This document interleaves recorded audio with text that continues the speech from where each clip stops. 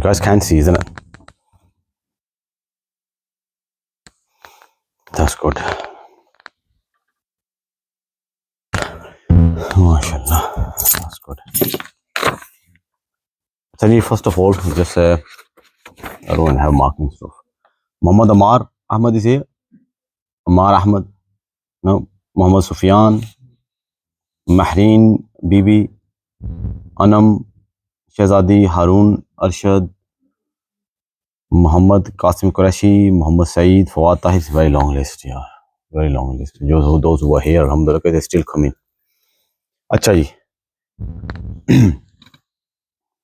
ربي ييسر ولا توسل وتمم بالخير ربك نستعين يا فتاح يا فتاح يا فتاح بيسر يومي واحد يفقه قولي اللهم صل على سيدنا محمد وعلى اله وصحبه وسلم عليه.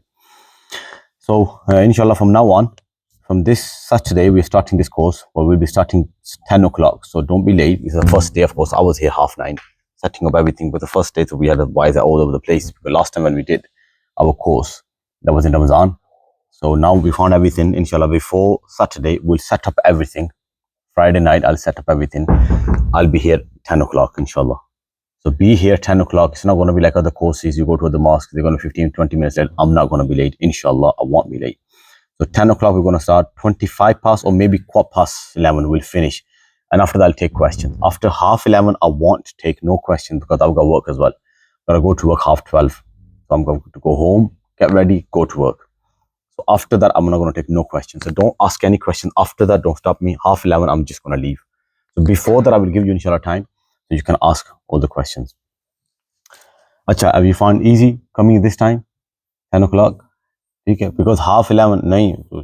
Allah di bandiyon. You know why we very carefully selected this time. If we do a 9 a.m. in the morning, it's going to be hard for you guys to wake up and other stuff as well.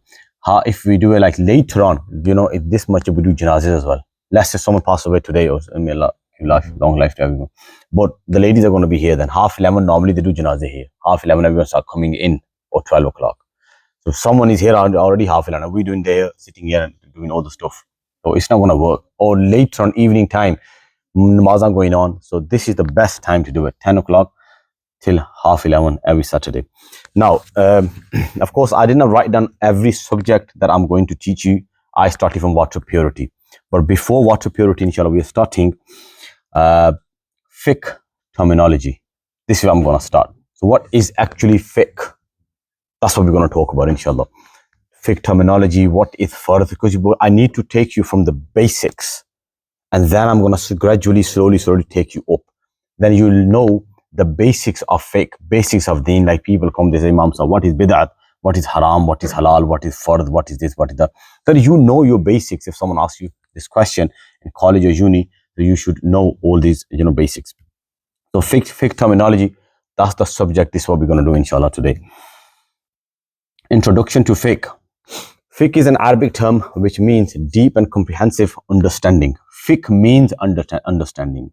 Yufaqihu fi din. Allah subhanahu wa ta'ala, when Rasulullah says, when Allah subhanahu wa ta'ala does he wants a khair from someone. He loves someone. Let's say, when Allah loves someone, Allah start giving him the understanding of the yufaqihu fi din. Allah gives him the understanding of deen. So fiqh means understanding, deep understanding, where the water is coming from, which water we're going to use for namaz, what is roza, how roza breaks, so all the understanding, very deep detail. Plus, our scholar says, what is fiqh? Fiqh is the Uloom. Fiqh is the mother of all the knowledges. All knowledges come under fiqh. Fiqh is the mother of all the knowledges. You're very good zakir. Zakir basically zikr. You always reading namaz. You do hajj every year. You are such a good person towards your parents. You're the best person. Everything you do. But you go every year, you go for hajj, but you don't even know how to do hajj. Your hajj is going to be accepted. Because science is not that. Every namaz you read every day, 5 times, you wake up fajr time, and every day you read namaz, you read tahajjud, but you don't even know what mistake you're making. Is your namaz going to be accepted? Everything has gone to waste. So that's the reason. Al-fiqhu Uloom. Fiqh is the mother of all the ulooms, all the knowledges. It is the study of halal and haram, mainly halal and haram. What is halal and haram? Basically, there is a boundary. Remember, Allah subhanahu wa ta'ala, udkhulu fi silmi kaf. As soon as you read Shahada, Ashhadu la ilaha illallah wa la sharika lahu wa ashhadu anna Muhammadan abduhu wa rasuluh. That's it. We have signed a contract. We are inside that circle. You have to stay inside the circle of Islam. And then Allah says, udkhulu fi silmi kaffatan. Stay inside the boundary of Sharia. Kaffa completely. You can't go out now. There is no pick and choose. You cannot do this. Can I leave scarf? Can I leave fajr namaz? No, you can't do that. So it's a study of halal and haram. Halal, you are inside the boundary. Haram, you are outside the boundary. And it is taken from Quran, it's taken from Ahadith, and there are many other knowledges as well. I don't want to confuse you. Otherwise, there are ijma, there is a qiyas.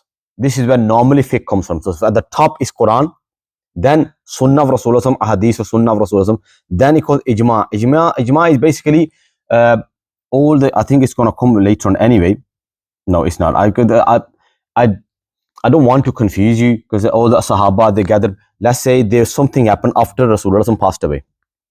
Rasulullah is the Sharia of the Deen. He's bringing Deen. Anything happens, you go to Rasulullah. Now Rasulullah is not there. And now there is a problem of weed. Weed wasn't in time of Rasulullah. Vapes weren't in the time of Rasulullah. What are we going to do? So Sahaba used to do, let's sit down and see what happened in time of Rasulullah near to this problem. Why, okay, yes, okay, this happened. Okay, let's do ijma on this. And all Sahaba, they gather upon this. Why, okay, that's fine. We're going to do this. Now, because ijma, all when Sahaba gather upon something, that this is what we are going to do. Majority of them, not all of them, majority. And the knowledgeable Sahaba, who knew what is deen, taking ahadith and all that, once they make a decision, that becomes Sharia. And let's say now Sahaba gone, everyone is gone. Now comes qiyas.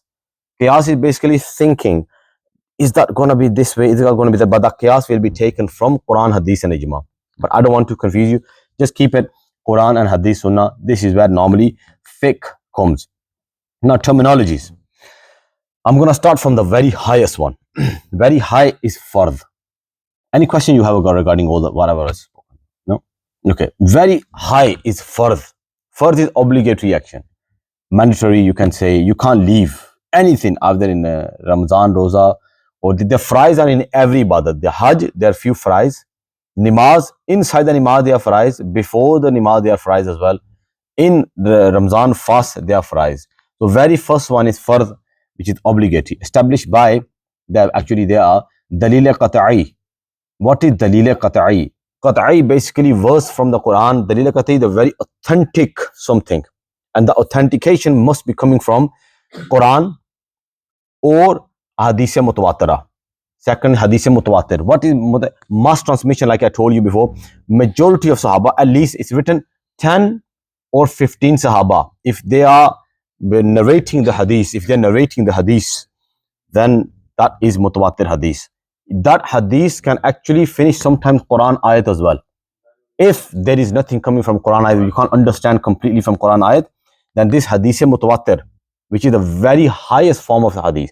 There's a Mutawatira Hadith right at the top, Mutawatira, then it comes Mashhur, then in Mashhur, the Sahih, and then Aziz, Gharib, all the many categories of Hadith. On a very highest level is Mutawatira Hadith. Mutawatira Hadith, mass transmission, more than 10, 15 Sahaba, they have narrated this Hadith from many Sahaba, from Rasulullah, from different chains. That becomes Dalil Qata'i. And this is where Fardh comes from.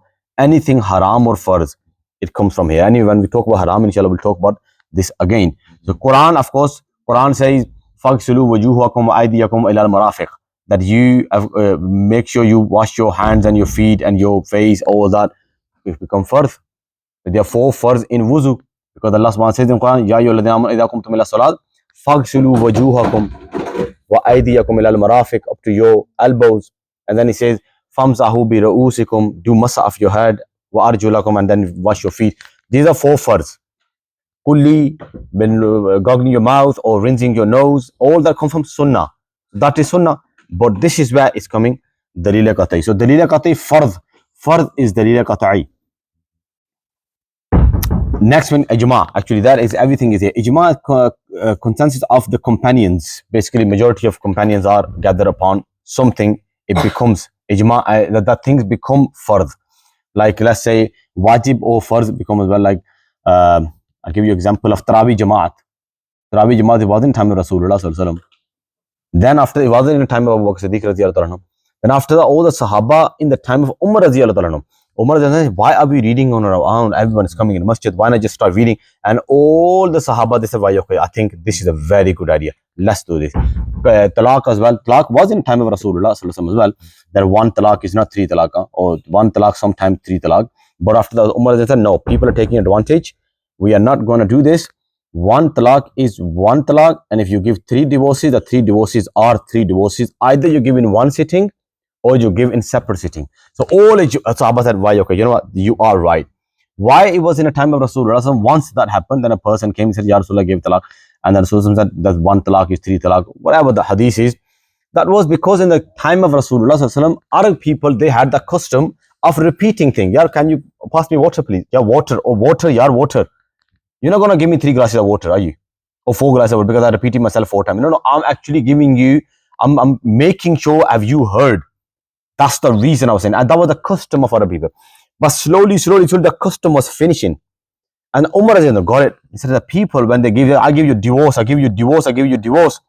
And no one wants to make it, no one wants to say, to make sure he's actually giving 3 times divorce. That actually happened time Rasulullah. A woman came, Ya Rasulullah, my husband gave me divorces. Rasulullah never asked 3 in 1 time, 1 in 3 times, separate sitting. No, he said, divorce has taken place. You have to marry someone else.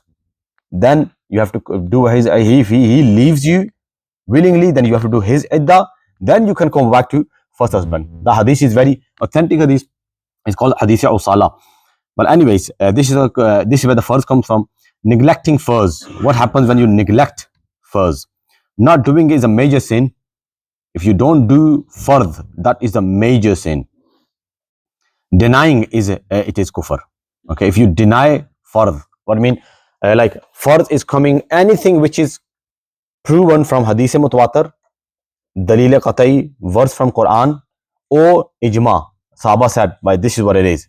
Definitely. And if you say no fardh, I don't think sharab is haram, you become kafir. You think I don't think that there is any Ramzan Rosé, you become kafir. One is you don't fast, you're committing major sin. One is you are drinking, you are committing major sin, which is major sin. But you are accepting at the same time it is haram. Yeah, I'm doing Imam Sahib very bad thing. Please make dua for me, I become a good person. That's a different thing. But if you start saying, oh yeah, there is no, that you don't drink. Drinking is fine. It's jais. Sahaba used to drink, because it was halal before that. And then after that became haram slowly. No, it is halal. It is halal. The person becomes kafir. So neglecting kufr, fardh, neglecting fardh, that makes you kafir. Not doing fardh is major sin. So these are 2 things. Gotta be careful in this. So not offering salah is a major sin, but believing that salah is not obligatory, that is kufr.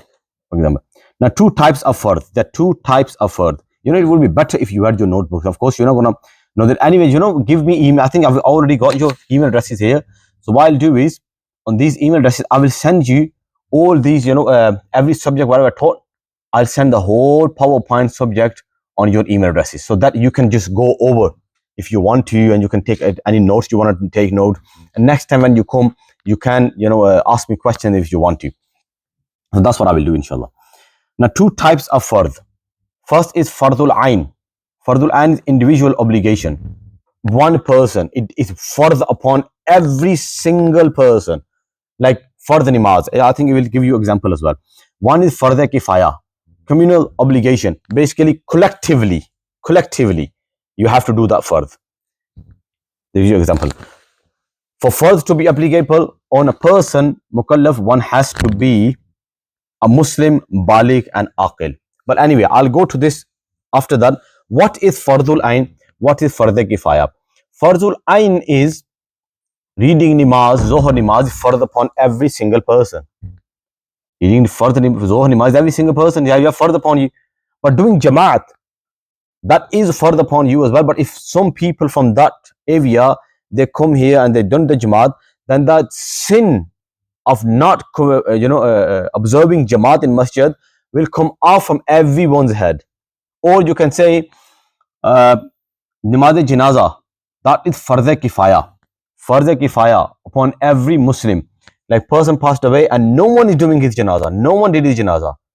Then every person in that city, not city, but in that area will become sinful. But only few people, if they come in and they have observed his Janaza or they have performed his Janaza, then the sin will come off. The obligatory action will come off upon everyone's head. Basically, you all are not going to be sinful. So reading Zohar Namaz is Fardh upon everyone, but observing Jamaat, those who can, they have to come in masjid and they can do it. Like in COVID, we used to come maybe only 3-4 people, and we used, actually it was me and the Mudassar, actually just me and him.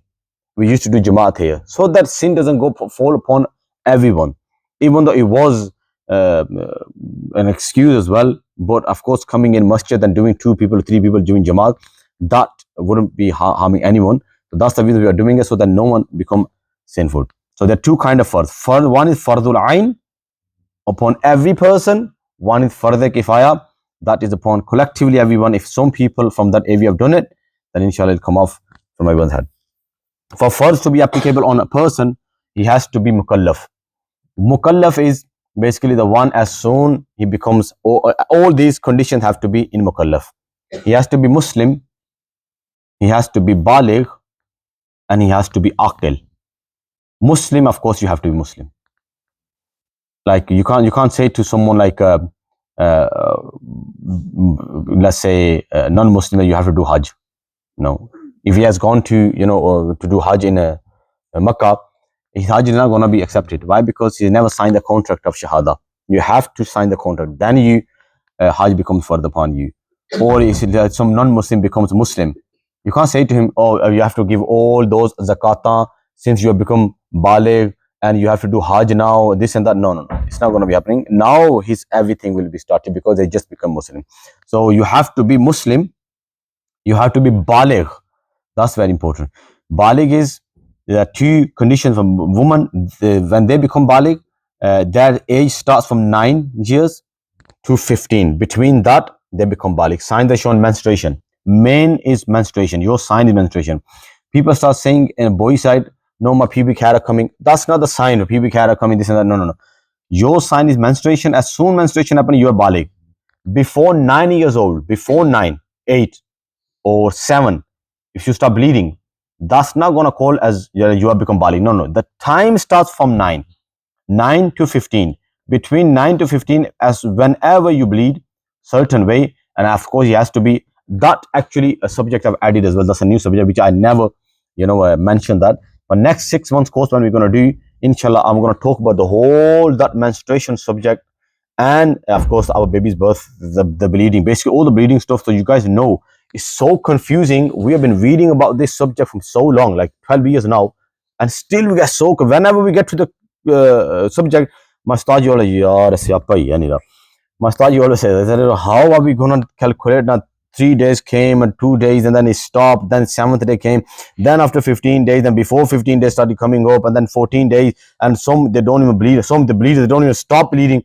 How are we going to calculate? So it's very confusing. You should take that definitely. But it's not going to be, I think, in this subject. Maybe the next 6 months we're going to do after this. Right. Okay. So you have to be baligh. So your age is 9 years to 15. Boys is 12. What is your sign? There's a major sign is, your sign is you will have wet dream. Wet dream is basically a thick white liquid will come out. This is when you go to your father. Don't go to your mom. Mom, something happened. No, go to your dad. Go to your brother. He will tell you. Right? As soon wet dream happen, you are baligh, and before 12 years, if something happens, that won't be counted. You're 11 years old, wet dream happen or something happen, however it happened, you can't do that. Become baligh. 12 to 15. These are the years between 12 to 15. As soon sign is shown, then you are baligh. Some people say, I'm 12 years, I'm baligh. No, you are not baligh. Now time has started. Any time when sign is shown, now you're baligh. Now, for both of you, between 9 to 15 and between 12 to 15, if no sign is shown, as soon you hit 15, Sharia says he's baligh now. Either sign is shown or sign is not shown. So you are 15, you are baligh. Either sign is shown or not shown. Okay, so you have to be baligh. Then all these obligatory actions will become fardh upon you. Obligate. Then you have to fulfill. You have no choice, no choice whatsoever. That's the reason some mother they say to me, Mom, sab, he's not even baligh yet. So what's the point of me teaching him how to fast and read namaz? Like imagine if you start teaching him once he become baligh, he'll be making so many mistakes. My son here sitting here is 10 years old when he starts namaz. He doesn't. I don't let him miss his fajr namaz. No matter what happens. I think 10 or 9 he's reading fajr namaz. He never leaves fajr namaz. Why? Because once he's gonna hit the age of puberty, he's gonna become adult. Now I start teaching him. He's gonna be like missing namaz, making mistakes in namaz. Now there is no chance left. Now you can't make no mistake. You can make mistakes when you are learning the car. Once you have got the license and you go through red light, and then police stops you and you're no, I've made a mistake. No, there's a sign. Why? Because you're on your own, sitting behind the wheel. You are the one who's responsible. Sharia gives you the steering wheel in your hand as soon you become baligh. You got it? So don't do that before that. No. After, once you become adult, then you don't start teaching them. Well before the study. That's the reason Rasulullah said, when they become 7 years old, your children, start teaching them namaz. When they become 10 years old, punish them. I'm not saying beat them up or hit them or danda. No. Give them punishment. Don't give them iPads. Don't give them anything. Whatever they like it, don't stop giving them. Like in my masjid, someone mess about. We don't give them golden time. They love kids. They love golden time. Half an hour, last half an hour on Fridays. We don't give them. And you mess about. They're very nice after that because they want golden time. They want to run around football or whatever they're playing here. So that kind of you can give them punishment, or don't punish them like in the other manner. So baligh person has to be baligh, then the fardh will become wajib on him. Then aqil. What is aqil? A sensible person. He's not mentally challenged. He's not mentally challenged. Mentally challenged now, it depends on how mentally challenged he is. It's nothing to do with your physical, disability. Like he doesn't have legs, arms up, so is the namaz gone, roza gone? No. He doesn't have arm, or he's blind or something. No. Aqil. Everything has to do with aql. If you have his sense is gone, he doesn't even understand namaz, he doesn't understand anything. He's fasting, but next time he starts eating food without understanding anything. That person is not aqil. Aqil is the one who understands everything. So 3 conditions: Muslim, baligh, and aqil. He has that much sense, he understands. People say, come to me that, Mom, I was given divorce, but I was not aqil at that time. Why? The very common thing where people say, black magic is done upon me, sihr was done upon me. So jinn made me do this. So I will become majnoon. That's the reason. Anyway, whatever it is. Or I can't read namaz. Why? Because I don't understand namaz. Or like, do you understand how to use phone? You say, yeah, I've got iPhone 16 or whatever. I think you know how to use your phone, then I'm definitely sure your senses working fine. Senses are working fine. So mentally challenged, he doesn't understand anything. He's walking. Let's say I give an example of fire. I said, you put fire in front of him, I ask him to put a hand inside the fire. He will put a hand inside the fire because he doesn't understand anything. If he doesn't put a hand inside the fire, that means he's perfectly fine. He knows. But anyway, these are 3 conditions: Muslim, baligh, and aqil. So if you, like mothers have messaged me, they said, my 7 years old son is going with me umrah, but he won't understand ihram, because boys ihram are the 2 pieces of cloth. He's going to take it off, he's going to running around. Of course, he doesn't know anything about wuzu. Is he going to be going to Are we going to be going to because he will be, of course, walking with us. So, or if he make any mistake, the dam will become wajib on him. I said, no, because he's 7 years old. He's not mukallif. He's Muslim. He's aqil. He understands everything, but he's not baligh yet. When he becomes baligh, this is when everything will become fardh upon him. This is when everything will become wajib upon him, that he has to do everything. If he make mistake, that mistake will be counted, and he will have to compensate for that mistake. So before that, nothing. After that, one more footnote I'll give you. Anyone who's 7 or 8 years old, boy or girl, if they say kalma kufr, if they say there is no Allah, I believe in Jesus as a son of God, he will become kafir, even though he is not baligh yet. So our scholars have written, age they have written around 7 years old. But many scholars they said there is no certain age. Some 6 years old boys, the understanding is so good. Some 12, not 12, of course, I can't go 12, 9 years old boys, 8 years old boys, they don't even understand nothing at all. They're like bache. So anyone who's sensible, 7, 8 years old, and he understands everything. And if he says, yes, I don't believe in God, yeah, Jesus is the son of God, because some Muslim, they found me, I'm married to a Christian girl. So my son, is he Muslim? I said, yeah, he's Muslim. Every child is born upon Islam. Yeah, until he gets to 7, 8 years old and he start saying and believing in mums, of course, teachings, the Christianity, this and that. Of course, he's not Muslim then. Then you have to make him Muslim. That only one thing which will take him out from Islam, even though he's not Baligh yet. That's the only one thing. Rest, Fardh, basically, the Baligh, Aqil and Muslim is all the ibadat. Ibadat, basically, Roza, Hajj, Zakat, Fitrana, Nimaz. Yeah, these things, in these things you have to be Baligh, Aqil and Muslim. Achha, next is Wajib. We talk about Fardh. Fardh is at the top. Wajib is just below the Fardh.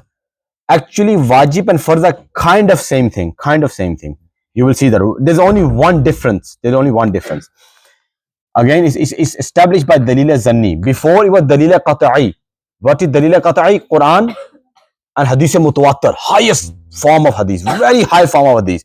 That Hadith can only prove Fardh and haram and all that stuff. But Wajib is basically established by Dalil Zanni, a statement that is not certain in its meaning. It's not very certain. Hadith is not a level of Mutawatir. It can be Mashhur, Sahih, and Qurani ayat, but something which is not mentioned properly. Like anything that is not from the Quran, it can be actually from the Quran as well.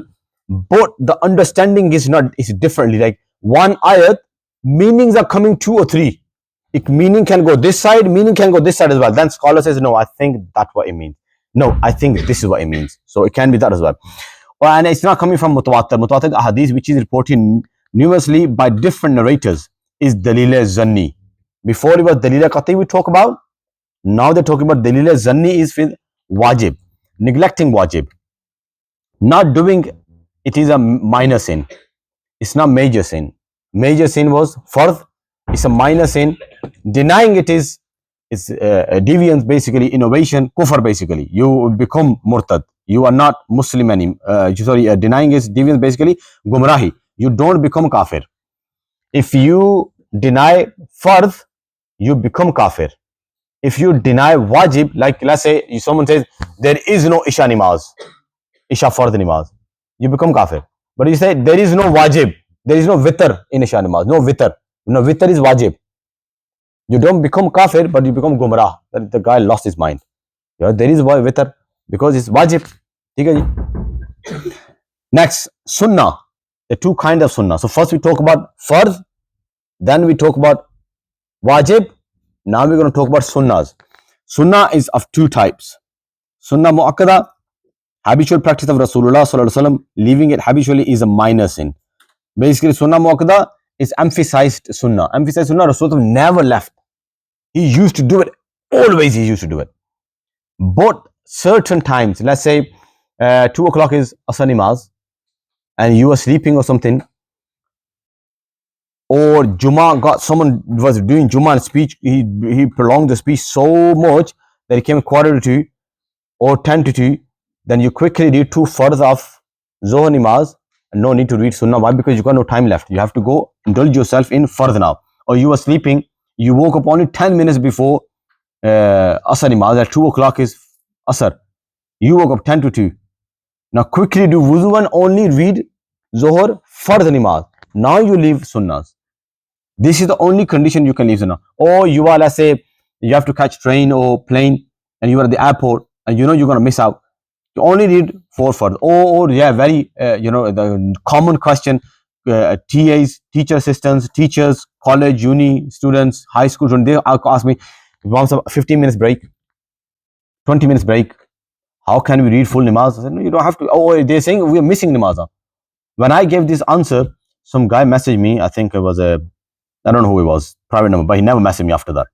He said, I said, Sheikh, how you are telling people to leave Sunnah, it's the Sunnah of Rasulullah, how you're telling them, how are you giving them the short, answers that you can read short namaz, where's khushu gone, where's khazu gone, where is it taqwa of Allah subhanahu wa ta'ala, the love. I said, do you want love of Allah subhanahu wa ta'ala, or do you want to fulfill your fardh? I said, if you tell them, no, you have to read 4 sunnah, 4 first, 2 sunnah, 2 nafal, full isha namaz. They won't say, Mam Sahib, it's okay, that's fine. I've been leaving my namaz from last 2 months, I'll be leaving all my life. You want them to leave the namaz, or you want them to read namaz?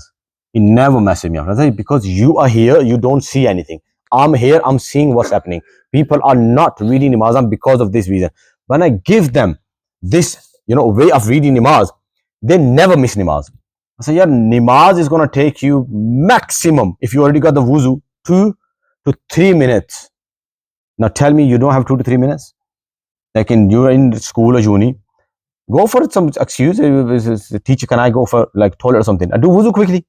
Do wuzu and come back. As soon as you go on your break, read only 4 first. Last 2 rakat, you don't have to read Alhamdulillah as well. Because Alhamdulillah, reading Surah Fatiha in last 2 rakat of Fardh namaz. Fardh namaz is mustahab. Just do Subhanallah, Subhanallah, Subhanallah. Do zikr. Like Subhanallah. Basically, you came up from 2nd rakat and you stand up. Subhanallah, Subhanallah, Subhanallah. Straight go in your raku. That's it. How long does it take? So basically, only 2 first rakat you have to read fulfill everything. But last 2 rakat you don't have to. And when you sit down, Ashhadu la ilaha illallah wa ashhadu anna Muhammadan abduhu wa rasuluhu. At-tahiyat only. And then Assalamu alaikum wa rahmatullahi. How long is it going to? 2 to 3 minutes. Just 4 first namaz and very short way. In these conditions, you can leave sunnah muakkada. They are saying habitually leaving is minor sin. You don't leave like without any reason. You are getting late for something. Then you leave sunnah muakkada. Otherwise, you cannot leave sunnah muakkada. Now, sunnah muakkada, every sunnah is sunnah muakkada other than 2 sunnahs. Just 2 sunnahs are ghair muakkada. We will talk about when the ghair muakkada comes. Now, sunnah ghair muakkada, practiced by the Prophet ﷺ, but sometimes left. Leaving it is not sin. Sometimes he left without any reason. There is no reason. And you're not reading it. That's fine. Because sunnah ghair muakkada is like nafal. Option. Nafal means option. It's just like nafal. So ghair muakkada and nafal, they both are pretty much same thing. So Rasulullah ﷺ, he left it out without any reason. Sunnah muakkada he never used to leave out. But sunnah ghair muakkada he used to leave. That's fine, that's okay. So you can leave sunnah ghair muakkada. Which are sunnah ghair muakkada? There are only 2 sunnah ghair muakkada. 4 sunnahs before Isha Fardh namaz and 4 sunnah before Asr Fardh namaz. There are only 2 ghair muakkada. There is no ghair muakkada sunnah. Jummah sunnahs, they all are muakkada. You have to read. Here you finish your Jummah namaz and people are running and come on. You really think they're going to read namaz now? They're going, yeah, that's a different thing. They're getting late for work. They got to go to work. That's fine. For them, there is an excuse. But those who are going to go home, do nothing at all, and they know, Mamsa, when we go home, we'll read. We know what you're going to read. You're not reading here. You really think you're going to go home and you're going to read. So now, muakkada, you cannot leave. Unless you were in a college, you're doing Jummah, and you got no time, that's fine. Just read 2 first, and you're done. Doing Jummah in unis, colleges, workplaces is even quicker than doing Zuhr namaz. Why? Because Jummah you only have 2 first. You don't have to do long khutbah. You don't have to do speech. Just stand up, read Alhamdulillah, and then after the Qul Huwallahu Ahad, Durood Sharif, that's all. According to Abu Hanifa, khutbah, what is khutbah? When we were reading and we came to khutbah of Jummah, and we were laughing, all students. According to Abu Hanifa, Jummah khutbah is Subhanallah, Alhamdulillah. That's khutbah. Basically, zikr of Allah subhanahu wa ta'ala. That's khutbah done. Of course, you don't do it. But let's read something like Subhanallah wa alhamdulillah wa la ilaha illallah wallahu akbar. Sit down. Then after Inna alhamdulillah wa na'am, basically all that small surah, anything you can read, khutbah done, and after that, Allahu Akbar, 2 rakat, and then okay, off you go to work. How long Jummah takes? But maybe I think 4 minutes or 5 minutes max. Never leave Jummah. If you are 4 male, inshallah we'll talk about when the namazah comes. So Sunnah ghair muakkada you can leave without any reason. Sunnah muakkada you can never leave without any reason. If there is a reason, there you can. Mustahab is recommended. If you want to do it, you can do it. You don't do it, there is no sin. So occasionally performed by the Prophet sallallahu alaihi wasallam, performing it is rewarding, leaving it is no sin. So mustahab is anything what is basically, I'll give you example of mustahab. You walking by, the road, let's say, and there's a stone on the road or something harmful, You pick it up and throw it away. It is up to you. You want to do it? You do it. You will get sawab for that. Definitely, if your intention is. Rasulullah says, what is the path to Jannah? I said, clean the path for people. If there's anything harmful on the road, keep it away or take it away or put it in a bin. You will get the path. You are making your path towards Jannah. That's sunnah of Rasulullah. But do you have to do it? No, you don't have to do it. It's just mustahab. Like miswak is sunnah. It's not muqadda, gair muqadda. It's mustahab. You want to do it, alhamdulillah, do it. You don't want to do, you will get sawab for that. But you don't do it, you won't get no guna. Okay, mubah, permissible. No reward for doing it, no sin for leaving. Merely permissible. These conditions, they are so important that someone comes to argue with you. If you know all these conditions and all these categories, you can talk to him.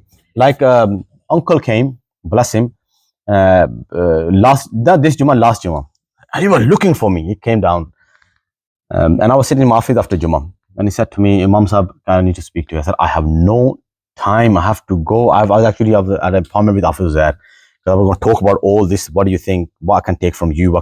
So I got something from him, something from myself, and I made all that. And then the uncle came and said, just 2 minutes. I said, I know your 2 minutes are not going to be 2 minutes. Your 2 minutes are never 2 minutes.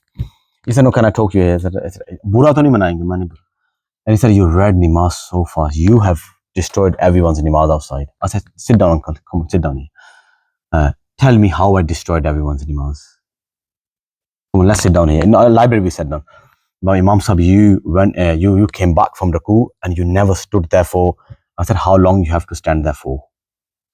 Uncle had no answer.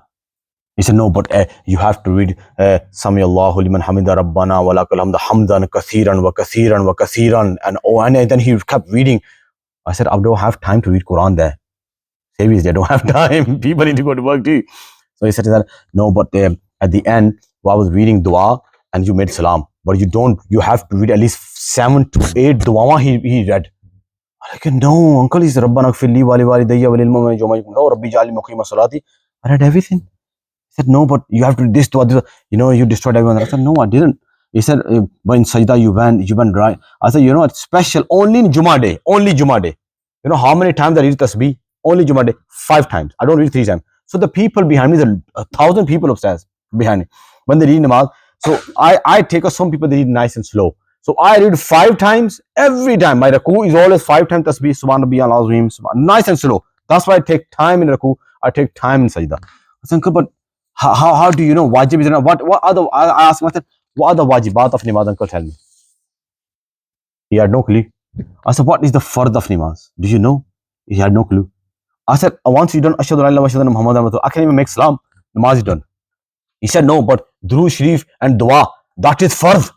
So I did not want to argue with him. I said, Chalo uncle, thank you, Jazakallah, for telling me. I really have no time, because I really need to go, because it's been 5-10 minutes now. You're telling me the whole namaz start to the end.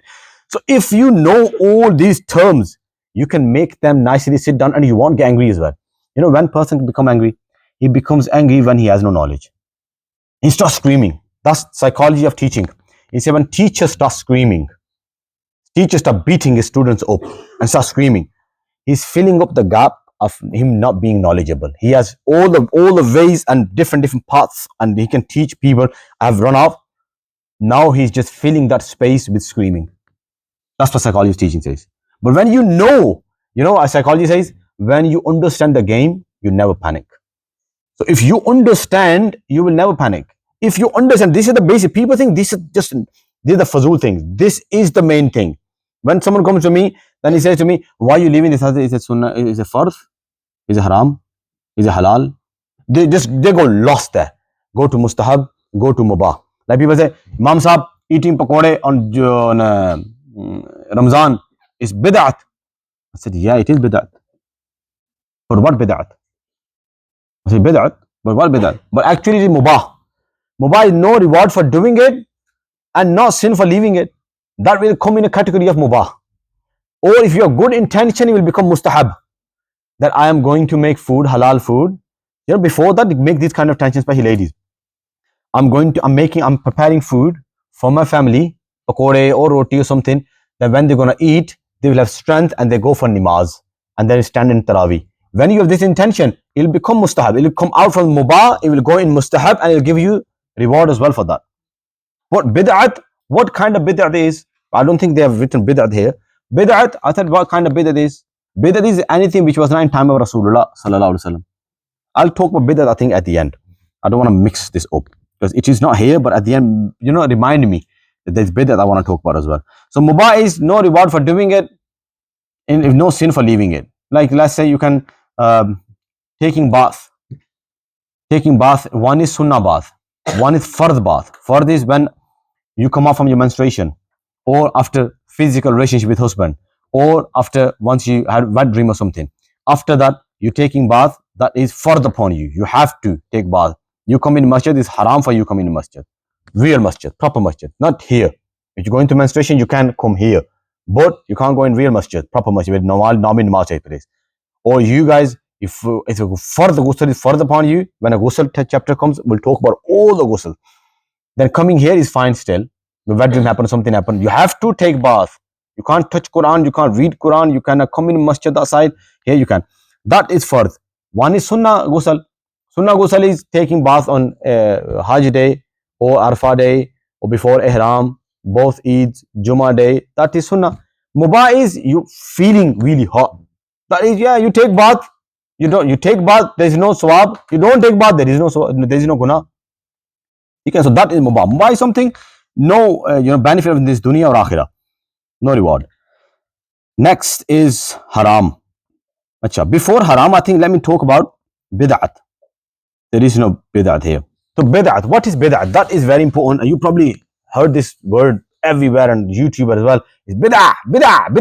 All right, bid'at is something you can write down. I think I will add that next time here, inshallah. Bid'at is something which was not in the time of Prophet sallallahu alaihi wasallam. I made the video in the month of Rabiul Awwal, and I posted as well, and it's a good 4, 5, 6 minutes video that is. And I will explain everything in that video. If you put on TikTok, bid'at by Imam Qasim Akram, it will come up. And then you can understand everything what I talk about. So bid'at, there are two kind of bid'ats. One is bid'at hasna, one is bid'at sa'iyah. Bid'at hasna is good bid'at. Bid'at sa'iyah is wrong bid'at, bad bid'at. Now write down bid'at hasna, which takes you towards deen. Bid'at hasna, which takes you towards deen, get you closer to deen, gets you closer to Allah and Rasul. Bid'at sa'iyah is bad, blackness. Bid'at sa'iyah takes you away from deen, takes you away from Sharia, takes you from namaz, Rasulullah sallallahu alaihi wasallam, and all the good things you are doing. You're slowly leaving them out now. That is called bid'at sa'iyah. Bid'at is what was not in the time of Rasulullah sallallahu alaihi wasallam. Anything which was not in time of Rasulullah sallallahu alaihi wasallam.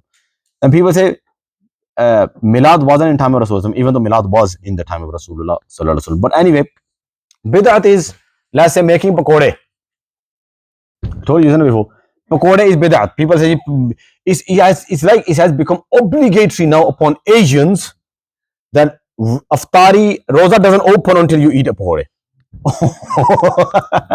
Roza doesn't open until you make pakode. So you have to make pakode. So people say it's bid'at. I said, yeah, it is bid'at. But which bid'at? No, bid'at is only one. I said, but I can count 20,000 bid'at right now here you are doing. Then they give you hadith. Kullu bid'atin dalalatun wa kullu dalalatin fin nar.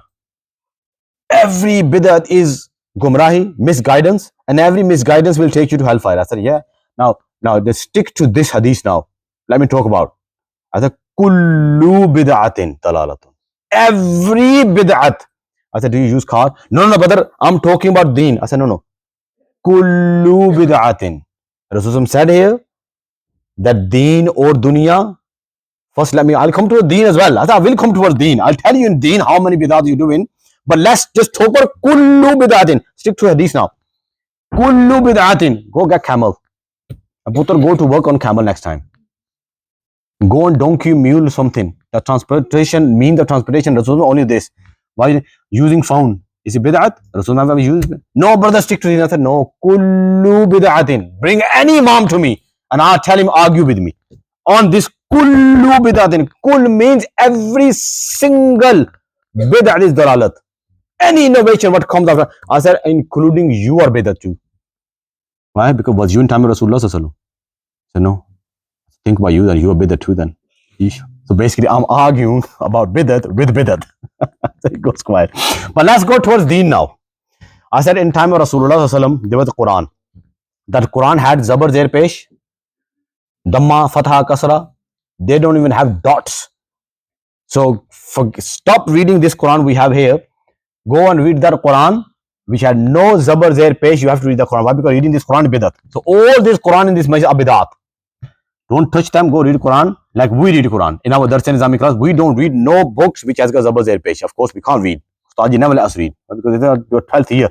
How come you're reading Quran or any book of Arabic book which has got Zabar, Zer, Pesh? We can't read that. Go and read that Quran. On top of masjid, there's a gumbad है, ठीक है ना? मीनार बड़े होते हैं ना, मीनार है ऊपर, मीनार बड़ा सा गुंबद बना हुआ. That was erected first time in 635 CE. I'm quite sure common era or AH. 635 I'm talking about. Rasulullah is gone, Sahaba gone, no Sahaba made it. Why? Because after that it was need. The people come in the area, so they can differentiate between masjid and the building. This is the house. Now someone come here, this is normal building. Who does anyone know this is masjid? When they see gumbad outside, they say, oh, this is masjid. Unless they read big outside. But someone can see from very far, oh, that's masjid. I remember when I came in England, my brother-in-law, they took me to Traffic Center. First time I ever went to Traffic Center. And they take me from there. And I thought, mashallah, oh, big masjid is there. Oh, gumbad है ना. तो मैं brother-in-law मेरे बैठे हैं, मेरा वैसे ही आखन लग पड़ा, ना मामसा आखन लग गया, ये भाईजान देखे कितनी बढ़िया है, यहाँ पे एक सूफी साहब है, इतनी बड़ी मस्जिद बनाई है. मैं तो वो गुंबद तक नहीं, 2 3 4 गुंबद, एडी बड़ी मस्जिद पाकिस्तान नहीं है. और ये अंदर गए था, वो पता लग गया गुंबद नहीं. Every time I go there, every time my brother say to you, first time when you came here, you said, look at big masjid here. Why? Because in our mind, gumbad is for masjid. So that was need of time. I said, tell me one masjid, either Wahhabi, Deobandi, whatever the sect it belongs to, they don't have gumbad on top of the masjid. There is Zakaria masjid they're making, the Wahhabi masjid. They have a very big gumbad on top of that. Ask them, is this not bid'at? Ask them, is this was in the time of Rasulullah Sallallahu Alaihi Wasallam? They will say no. Second azan of Jummah. There was no time of in Rasulullah. There was no azan in time of Rasulullah Sallallahu Alaihi Wasallam. So why would you give second azan of Jummah then? You shouldn't be given. Yeah, first azan was, there was only one azan in time of Rasulullah Sallallahu Alaihi Wasallam. Only one azan, which you give just before Jamaat starts. That azan. And then khutbah starts. Khutbah, just before khutbah. But Usman Ghani Radiyallahu anhu, he said, you know, people, the laws of the numbers are bigger and getting bigger and bigger and bigger. Bazaar is getting bigger and longer and longer and longer. Now, from now on, when we give azan, by the time people get here, khutbah is finished, namaz is finished as well. This again ready. So give azan about half an hour before that you are khutbah is about to start. Half an hour before on the corner of bazaar, so the people know in half an hour another azan will be given. This is how it started. So that's bid'at as well. It wasn't in time of Rasulullah. And I can start counting all those bid'at. And I mentioned that in that video, all the bid'at. I said, everyone is doing it. Tell me one masjid who are not doing, or one sect they are not doing two azana. And so, bid'at are 2.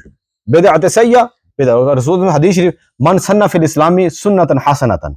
Anyone who starts something good in deen, look, sunnatan hasanatan, starts something new in deen, he will get sawab, and all those other people who are going to see him and follow him, they will get sawab, but he will get their sawab as well. Because they are following him, something good. Then Rasulullah said, وَمَنْ سَنَّ فِي الْإِسْلَامِ سُنَّةً سَيِّئَةً. Anyone who starts wrong bid'at in deen, wrong, something wrong, then the guna is on him, and all those who are going to follow him, their guna will be on them head as well, but their guna will go on his head as well, because of him they follow. Like I always give example, TikTok. You do something wrong, you left a song there or something, and someone is watching that song, and the more they watch, they will get guna, but you will get guna as well. Why? Because you are the one who posted it. You left something good on TikTok or something, good message. That was my main aim starting, videos and all that. I used to watch Mufti Sahib in Pakistan, and every time I need some masla or something to understand, I used to take his video out and see and watch his video. And I used to think, Subhanallah, may Allah give long life to Mufti Sahib. If he passes away today and he's gone in his grave, every time I'm going to open a masala, I'm going to watch that masala. Every time he's going to get Facebook, you get pring, he's going to get one swap pring in his grave. What? He's not teaching anything, finished, but he left his teaching outside. Every time someone's going to open something or listen to his masla, some hadith, some Quran, something, he's going to get swab in his grave. And every time someone's going to watch your bad video, every time you're going to get jutti in crore. Dull. Why? Someone just watch your video. Dull. Someone watch your video. So leave always outside in this dunya something good. Then you will get swab in akhirah. So bid'at sayyah, bad bid'at, something bad. Bid'at hasana, something good. Acha ji, haram. Let's go to haram. Haram is prohibited. You cannot do this. Basically, haram, as I told you at the start, haram is when you go outside the boundaries of Sharia. As soon you cross the boundaries of Sharia, Allah subhanahu wa ta'ala, inna Allah la yuhibbul mu'tadin. Mu'tad is the one who crossed the boundaries. As soon you cross the boundary, Allah said, I don't like you. Haram is what Allah and the Rasul said, you cannot do this. That is haram. Basically, very simple. What you cannot do is haram. So established by Dalil Qata'i. Go back to Fardh. I told you, Fardh, how Fardh is made. Fardh, opposite of Fardh is haram. His Fardh, you don't do Fardh, it becomes haram. You don't do haram, basically you are doing Fardh. Namaz, reading is Fardh. You don't read, you're committing haram. You don't want to commit haram, do Fardh, haram will be gone. So opposite of Fardh is haram.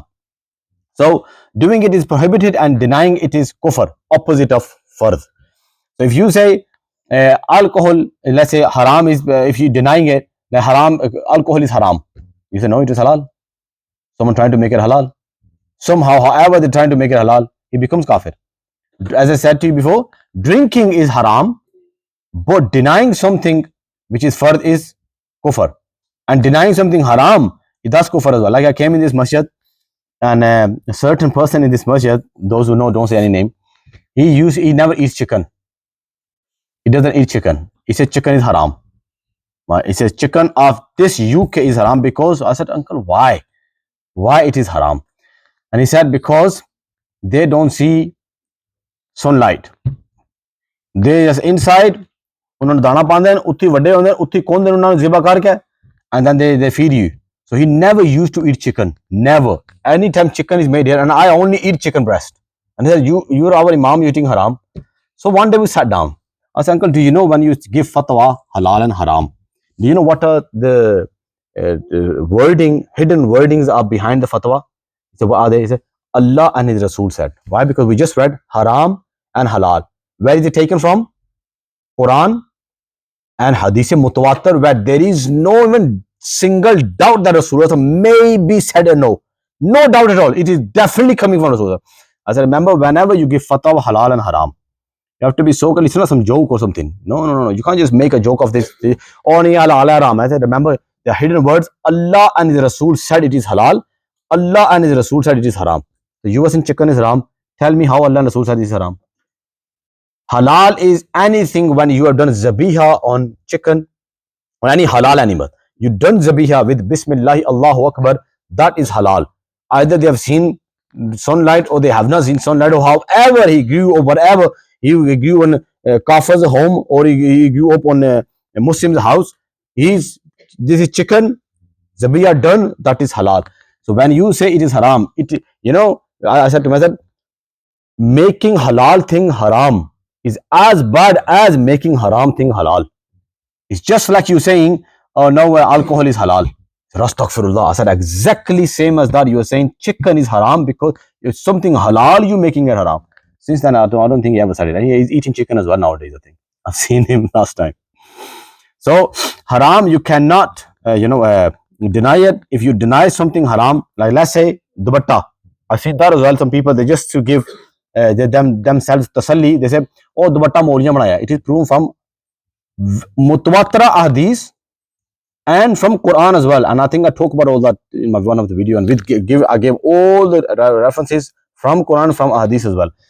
You don't want your wives, your children, or your sisters to wear dupatta or anything. That's fine. That's okay. That's your choice. You don't want to do it, but don't reject something. When you reject, what is the meaning of Muslim?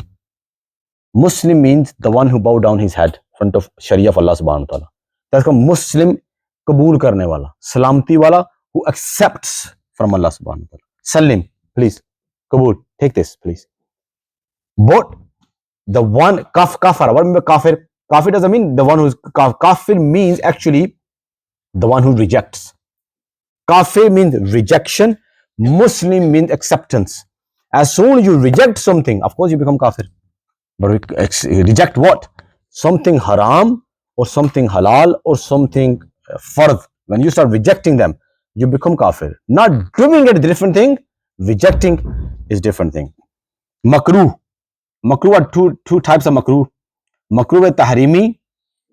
Doing it is a minor sin. It should be avoided. Makruh tahrimi. Tahrimi is next to haram. It's kind of haram, but it's not haram though. Kind of haram. This is very big thing. Like Rasulullah said, if you don't cut your nails 40 days, it become makruh tahrimi. Every week cutting nails is sunnah of Rasulullah. Every week, sunnah. If it goes to 14, 15 days, it goes up to, as soon as it hits 15th day, become makruh tanzihi. We'll talk about that after that. It's disliked. It's disliked. You're not sinful yet. That's not sin. But the more higher it goes, 16, 17, 18, 19, 20, 25, up to 39th day, still makruh tanzihi. It's getting higher and higher. As soon as it hits 40th day, it becomes makruh tahrimi. You are committing sin now. So don't let it go to 40th day. You are committing minor sin. So you can't do this. Makruh tahrimi is going against the order of surah in the Quran in the Fardh prayer. That is makruh tahrimi. So basically in namaz, you are reading namaz. You're supposed to be reading first rakat. You read one surah. Let's say you read Inna a'tainaka al-kawthar in first rakat. Then second rakat, you must read the surah which comes after that. Qul huwallahu ahad. You can't do that in first rakat. You read Qul a'udhu birabbin nas, and then in second rakat you're reading Inna a'tainaka al-kawthar. No, you can't do that. Accidentally, if that happened, that no sajda sahab become wajib on you. No sajda sahab. And you won't become sinful as well because accidentally that happened. Now just finish that. You don't need to stop now. You already read one ayat. You don't need to stop. Carry on reading it. But if you're doing it purposely, you're committing makruh tahrimi next to haram. You're ordering, mixing up the order. That is reading Quran backwards. That basically black magic people, they do that. They read Quran backwards. So we should not be reading Quran backwards. One surah and then the last surah comes back. But that order is only in 2 rakat. This rule only applies in 2 rakat. You're reading 4 sunnah of Zohar namaz. In first 2 rakat is order. Inna a'tainaka al-kawthar, then Qul huwallahu ahad. Last 2 rakat again order changes. Now you can again read Inna a'tainaka al-kawthar and Qul huwallahu ahad. It's not like 4 rakat namaz you're reading. Then you have to read first Qul ya ayyuhal kafirun, then Qul huwallahu ahad, then Qul a'udhu birabbil falaq, then Qul a'udhu birabbin nas. No. Ruling of order is only in 2 rakat, then it changes the next one. Then you have the new order. Like 3 witr you are reading of namaz, then you can read Inna a'tainaka al-kawthar, then Qul huwallahu ahad. Next, 3rd rakat for witr of 3rd rakat, you can read again Inna a'tainaka al-kawthar. A new order starts. Okay, so that is makruh tahrimi, going against Quran, going against people who are, like, let's say the ta'lim wa ta'allum, and that comes like in madrasa you're sitting and you're learning purposes. We make our children read Quran from the last spara and make them read Qul a'udhu birabbin nas, then Qul a'udhu birabbil falaq. Then it's easy for them to understand. Why? Because last surahs are very easy. Plus it's good for them to memorize as well. Whilst they're reading Quran, we make them memorize surahs as well, last surahs, so that when they stand for namaz, they're 8 years old, 9 years old. When they stand for namaz, at least they know some surahs. That's the reason we do it. Hifaz people, they start from the end as well, and just to make things easy for them. Otherwise, reading purposely without any reason, disrespecting Quran, that is not jaiz. That is makruh tahrimi. Makruh tanzih, doing it is not a sin, but discouraged and rewarded if avoided. Repeating the same surah in Fardh prayer, basically. It is makruh tanzihi. Like, and that I'll tell you in what condition it is makruh tanzihi. I don't think they have given that much. No, makruh tanzihi, it is in that condition when you don't know any surah. You don't any.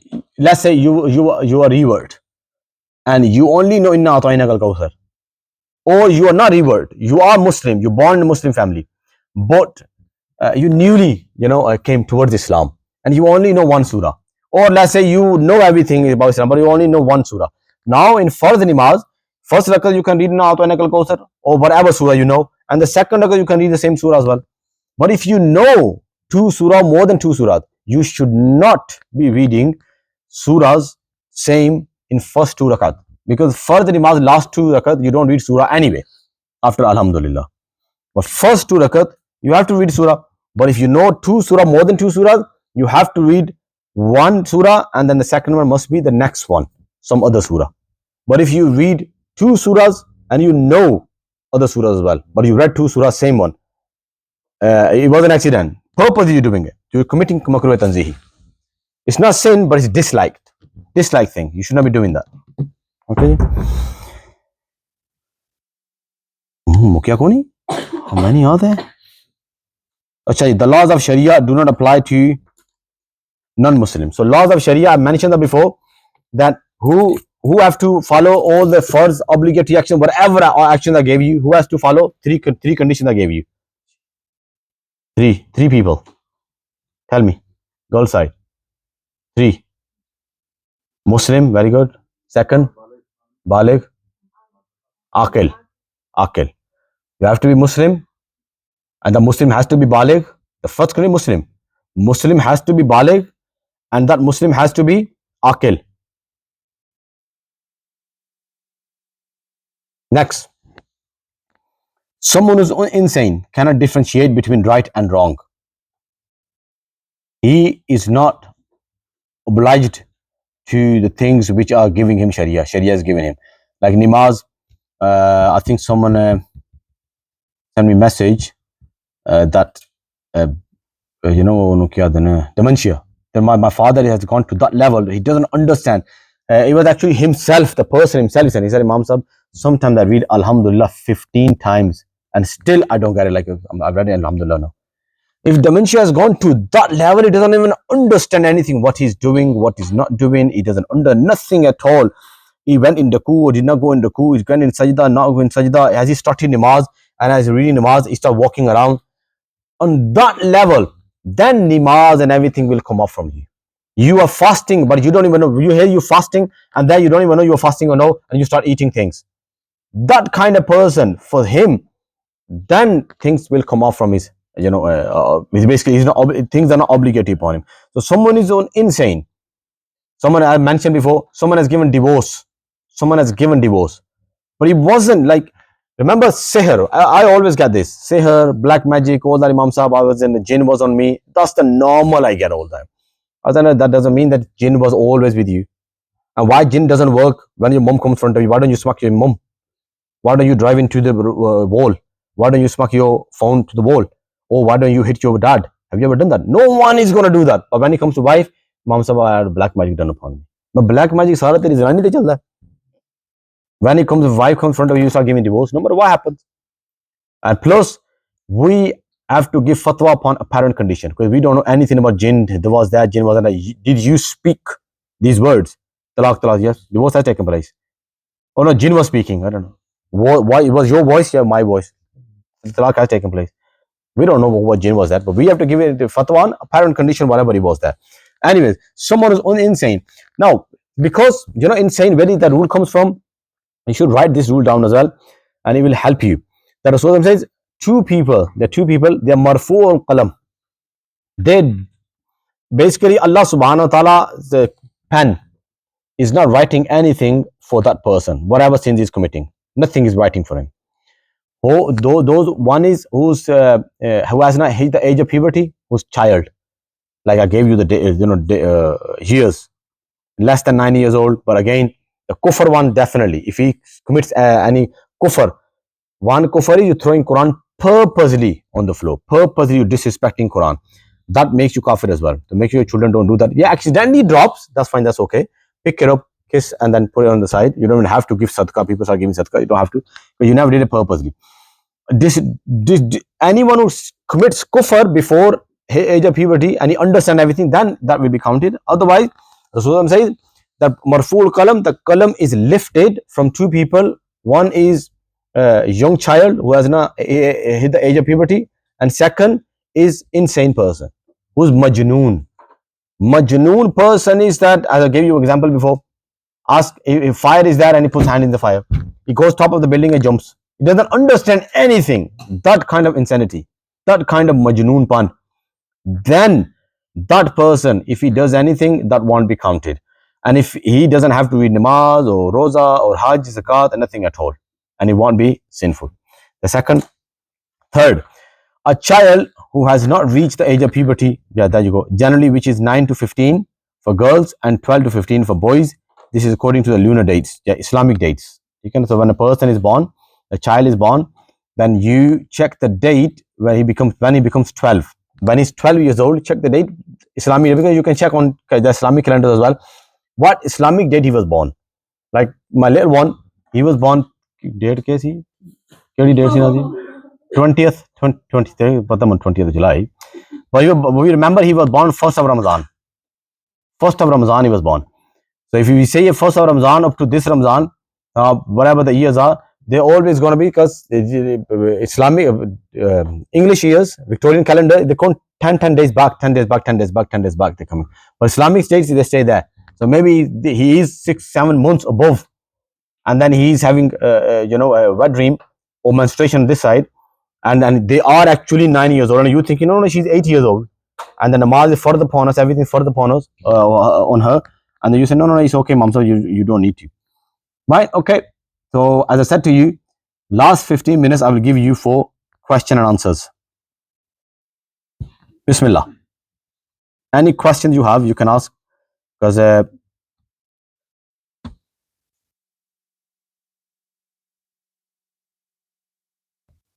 after this, as soon 11:30, I will leave. Any questions? Any question there? Second bid'ah. One bid'at is bid'at hasna. One is bid'at sayya. Hasna is good bid'at. Good bid'at. I mentioned that Tarawih is a good bid'at. Actually, Hazrat Umar when as soon he came in masjid and he used these words, I think you should write this down as well, that Hazrat Umar, as soon he came in masjid, because he's the one who started Tarawih Jamaat, he said, MashaAllah, what a good bid'at they're doing. He used the word bid'at. People say, bid'at is always bad. I said, you understand more or Umar understand more. I was reading a book about Ifta, Muftis. It was all Mufti book. And in the Mufti book at the start, you know what was written? There were 8 Muftis in the time of Rasulullah sallallahu alaihi wasallam, who used to give fatwa in the presence of Rasulullah. Rasulullah sitting there. Of course, with the permission of Rasulullah, they used to give fatwa. Verdict they used to give. Umar was one of them. He was a very knowledgeable person. Hazrat Aisha Siddiqa was a Muftiya. Hazrat Aisha Siddiqa was a very high level of knowledge she had. Very high level.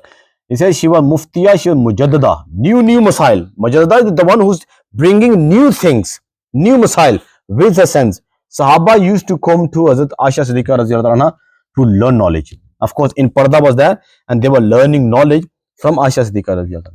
Our scholars say 30% deen has come to us from Aisha, especially from ladies' Masail. If you read book of Hadith, Aisha is talking about all that when me and my Sarkar is sleeping, when me and Rasulullah is sleeping, and that happened, and that happened. Then wet dream happened. Then Rasulullah's sperm went on the clothes, and then I just scraped it off. There we are taking fatwa that scraping it off when it gets dry, the sperm goes dry, you can just scrape it off and go for namaz, you don't have to wash. Yeah, when it's wet, you can't do that, of course, you can't scrape it off. As Aisha said that, it was under Rasulullah's kurta, I just scraped it off and Rasulullah went for namaz. So much deen is coming from Aisha Siddiqa radiallahu ta'ala. Menstruation, like one of these is, there's so many ahadith about menstruation, nifas, and all that stuff coming from Aisha Siddiqa radiallahu ta'ala. And when woman's menstruation finish after 10th day, when 11th day comes, you're still bleeding. Can I read namaz? Can I not? Again, coming from Aisha Siddiqa, she said, Ya Rasulullah, And Rasul Aisha said, my 10 days are over because maximum menstruation is 10 days. My 10 days are on my 11th day, I'm still bleeding. And she said, my Sarkar told me, Rasulullah told me that stand on Masalla and read Namaz, even if you say your blood is dripping on Masalla. Why? Because that is not the blood of menstruation. That is normal, some nerve burst, like blood is coming from your hand or something, some cut is happening on your arm or something on your shoulder, and blood is coming. इस सूरत में तुम नमाज पढ़ते रहो. आधा दीन तो हमें 30% दीन हमें आशा सिद्दीक़ा रज़ी अल्लाह ताला से मिला. So Umar, I'm talking about Umar, one of the mufti. I said, are you mufti or something? Are you talking about bidah is bad, bidah is? Umar is saying, what a good bidah is this? He's saying these words, what a good bidah is this? So one is good bidah. One is bad bidah. You start something new. What is taking people away from deen? Anything new, anything, something you do. Like I gave example. Let's say you walking on in somewhere outside on traffic center, somewhere you're walking, and you wear scarf and abaya, beautiful scarf, and some girl just passed by you, and hair open, you wear all the kind of clothes, bad clothes and everything, but she saw you, and she was, mashallah. She never spoken to you, she never came to you, she only looked at you, and she's, how beautiful is this scarf? A person can look so beautiful in scarf and abaya. I'm gonna start doing that too. She started doing that too. You don't even know. You start getting sawab. You die, you go in your grave. Until she's going to have scarf on and abaya on, you'll be getting sawab. Why? Because just by look, you had no intention anything. But that's called bidat hasana. You started something really nice. From her, it started. Now, Allah doesn't stop the sawab there. It doesn't stop there. What Rasul said, man sanna fil islami sunnatan hasanatan. Something you start good, and anyone who's going to follow, they will get swab, you will get swab too. So if she starts, then she's not going to let her children go out without scarf. Their children's swab is going to come to you. Their children's going to come swab to you. Until this is going to go on and on, called sadaqah jariyah. Until it's going to go on and on and on, the swab will be coming to you. But let's say you're walking outside, hair open, everything, and you are committing sin, and then you are like all drinking and this and that, and people saying, oh, my life is so bad. Like cousins, like some guy came, he wasn't cousin or anything. My son was the elder son. He was I think at that time he was at 12, I think 11, 12. Some boy came to our house, and he said, and my son said, oh, Namaz time, I need to go read Namaz. And he said, I feel sorry for you, you have to read Namaz. And then he came to us, he told us that some boy came and he told me, what kind of parents? I'm like, 12 years old the boy was, and he's saying to him, I feel sorry for you, read Namaz. Now that boy, when he's gonna, if he leaves Namaz because of that, if he doesn't stop reading Namaz, he will get guna, he will become gunegar. ये तो गुनेगार हो गया होगा, उसको उन्हें फालतू तक गुनाह लग जाना उन्हें. He is going to become gunegar all his life. Why? Because he stopped someone unknowingly. He stopped someone reading Namaz. Like you say to someone, and I've seen in my family that happen. One girl, she put scarf on. And of course, when you start something, anything, like boys come to Imam Sahib, how come your daddy straight and this and that? I said it wasn't at the start. You have to just let it go all over the place. You're going to go here and there, and you start cutting, and then of course you're going to mess up. Let it grow all the way up. Pada lago, ganda lago. Then asta slowly she starts trimming. Scarf as well. At the start, people are all over the place. To scarf, they जान लगे pinna तो नहीं होनी है, तो नहीं है. और सारा तुको पिन्ना पा के तो मैं तो सारे को सारे weapon का जंग शुरू हो जाए. तो आड़े को तो पिन्ना ही होनी है. You have all the weapons with you. But anyway, at the start, it don't look nice. So her mother said to her, तुमको नीली पकाना जी लगन लगी है. You look like a balloon. She took the scarf off. Of course, you're a very weak person. Why do you take the scarf off? Why do you take the scarf off? Just because someone said it. Someone's going to say something to you, or how you read Namaz, yeah, you don't look nice in the masjid. Are you going to stop reading Namaz? So she took the scarf off. Until today, she haven't put the scarf on. 10 years. She will get guna, but her mom definitely going to get guna. Why? Because she's the one who became the cause of her taking the scarf off. Another person in our family, he started keeping dadi. Nice dadi head. White dadi, mashallah. And his wife said to him that, look, every time he goes in, he took it off. What the hell, uncle? Seriously. And he took it off. He took the dadi off. Until today, he has got only little dadi now. Just khashkhashi dadi. Little bit dadi. Until that. this has been, I think, I'm quite sure, but 13 years if I'm not wrong. Good few years. Who's gonna get guna? First of all, we are already so gunegar. We're committing sins. And then on top of that, other people sin on our head as well. So many sins. If he's not keeping dadi, she's the one who's going to go. He's gunegar, but she'll become gunegar too. So don't get other people's guna on your head. We already are very gunegar. Okay. Anything? Any other question? Yes.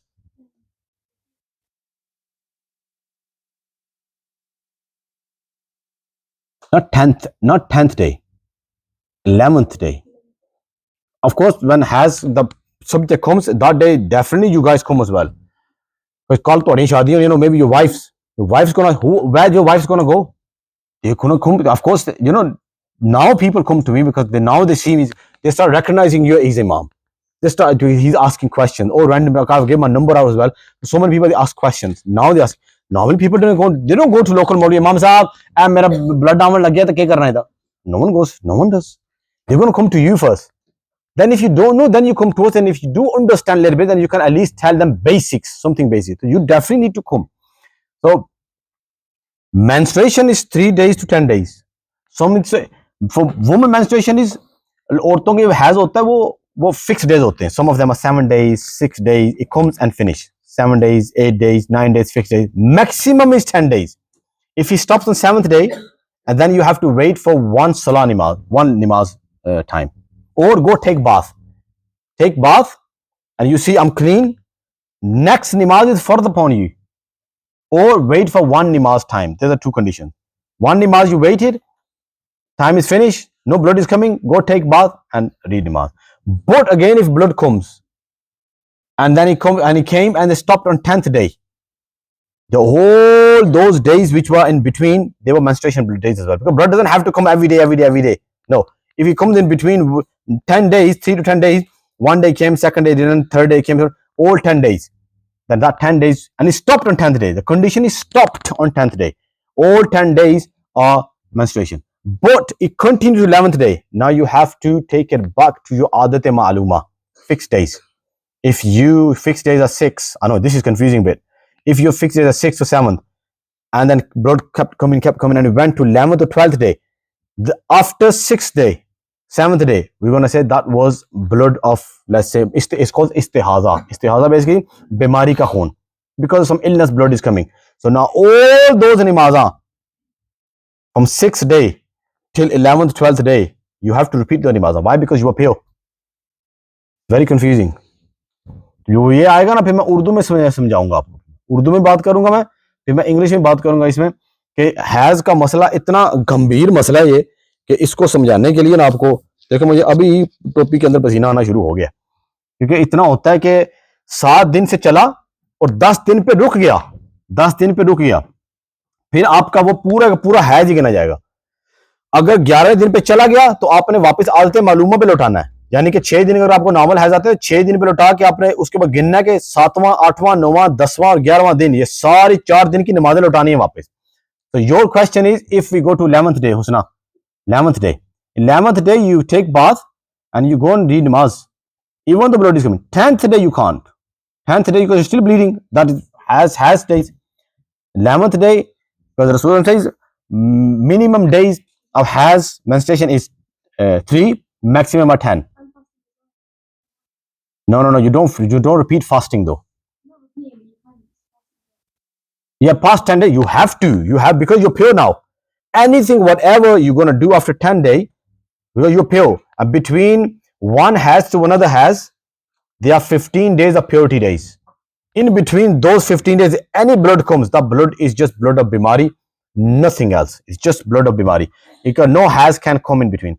Or between baby's birth and next has, it has to be 15 days. Or one baby's birth, another baby birth, of course it can't happen, but 15 days have to be purity days.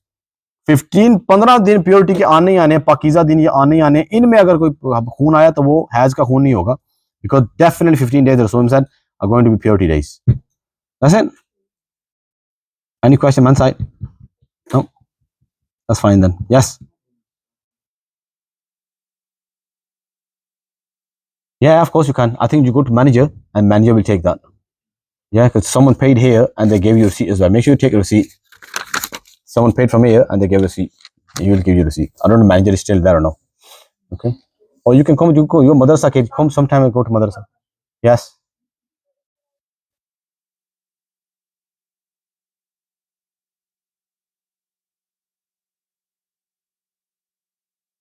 That all depends now. That's the reason I never said anything about this.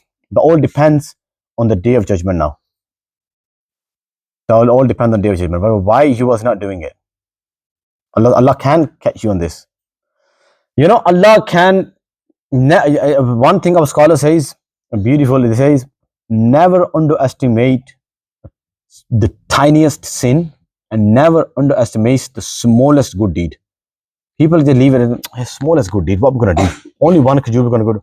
Maybe Allah subhanahu wa ta'ala forgive you on the very smallest good deed and forget all and ignore all your bad deed. No matter what you have committed, Allah just lets you off just on the smallest deed.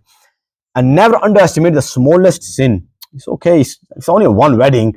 I've been wearing scarf all my life. It's only one day wedding. So what's the point of wearing scarf? Just only one day. I'm sure Allah will let me off.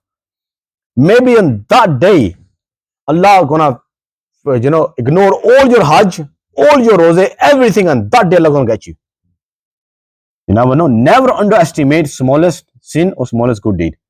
Let me give you a hadith. Israeli hadith is called. In the time Musa that happened, Rasulullah telling Sahaba, and I'll finish with that. Rasulullah said there was a woman, and you probably heard that before. There was a woman, ek aurat thi Musa alayhi salam ke zamane mein. There was a woman in the time of Musa alayhi salam. She used to have a cat. She kept a cat in her house, but she never used to feed that cat. She never used to let cat go out to find food for herself. So he kept it at home, and slowly dying with hunger, and it died. And Allah subhanahu wa ta'ala on the day of Jannah, she used to do Hajj in that time, whatever Hajj you used to do, go to Makkah and Madinah. And namaz, roza, zakat, everything she used to give. And zakat of Musa alayhi salam was too much. Our 2.5%. In Musa alayhi salam time, the zakat was 25%. From 100 pound, they have to use 25 pound. We give only 2.50 pence. She used to give so much zakat. Allah rejected all her ibadat just because of one animal. She gave pain to one animal. Allah rejected all her ibadat. And then Rasulullah said, there was another woman in time of Rasulullah. She was fahisha. She used to sell herself. Prostitute she was. Major sin in Islam. Major sin she used to do. And that's every night she used to do. One night she has done her business and she was coming towards her house. And she saw a dog. Again animal. She saw a dog sitting next to a well. Of course the water was down there and he couldn't go down to get water. And was thirsty. Tongue was out. She took her shoes off with leather shoes and she tied the shoes and put it down, took water out and fed the dog with water. Usko pani diya. Pani pilaya, to kutte ki piyas bujh gayi. Rasulullah said on the day of judgment, Allah subhanahu wa ta'ala rejected and ignored all her bad deeds just because of that good deed, because she looked after an animal. The animal is makhluk of Allah subhanahu wa ta'ala. Just because of that, Allah forgave all her sins. Never underestimate small thing. And maybe Allah gonna get you on that. You never know. You go in there and someone sees you and she's already having these thoughts. Let's say she's already having it. Like Muhammad Ali, boxer, he says, don't look at me after 40 years where I am. Look at me on the first day, the day I punched the punch bag. Even that counts as well. Because he says every punch counts. First punch counts, the last punch counts as well. Because this is where I started. She already having all those doubts of leaving scarf. She's having problem in a house or husband or parents. I don't want to wear scarf. You force me. And then one day she was walking in Town Center somewhere and she saw you. All the snakes going down. And she was like, see, this is what I was talking about. And that's it. She took the scarf off. And you're done. So don't commit sin. Never give any bad advice to someone. Imam Abu Hanifa, whose fiqh we are reading, the Imam of fiqh, that Imam, you know how he became Imam? He was just passing by someone in bazaar, he was merchandiser. Passing by, someone told him, Putter, come here.